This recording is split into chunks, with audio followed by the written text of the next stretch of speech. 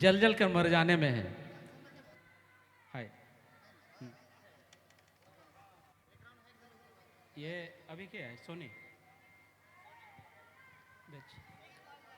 हाँ सोनी। अब स्टेज में आप लोग देखें सोनी। सोनी एक छोटी सी बच्ची है, नन्ही सी, और नागपुरी जगत में बहुत तेजी से आगे बढ़ रही है।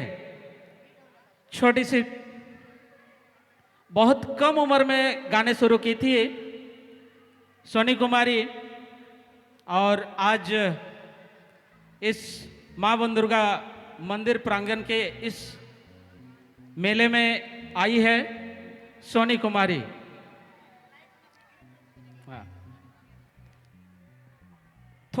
थोड़ी सी प्यार, थोड़ी दुआएं दीजिए और सोनी जी के लिए एक बार जोरदार ताली बजाइए।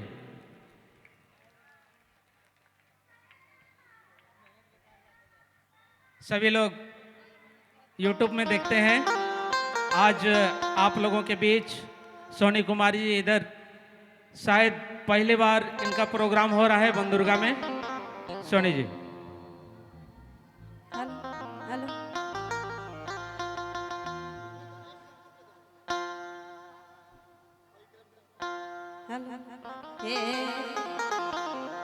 जते भी आवल माए बाप सबके हमर बटले जमे जमा जो है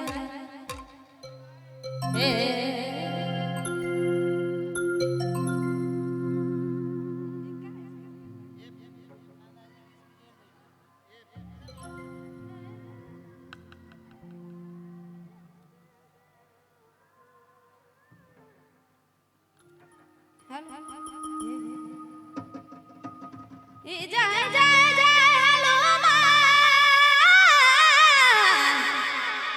यदुलित बलवान जय